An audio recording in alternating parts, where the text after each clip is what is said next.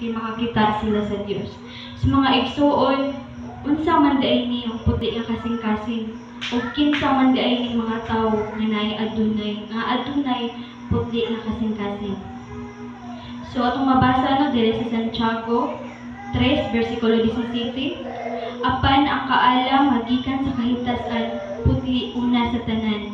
Unya makigdaiton, malungo, mamatig katarungan, puno sa kaluoy ug sa mga maayong binuhatan, walay pagduha-duha ug pagbinaot. So ang mga tawo di ay nga adunay putli nga kasing-kasing naa ang mga butanga, makigdaiton, adunay malungo nga kasing-kasing, mamatig katarungan.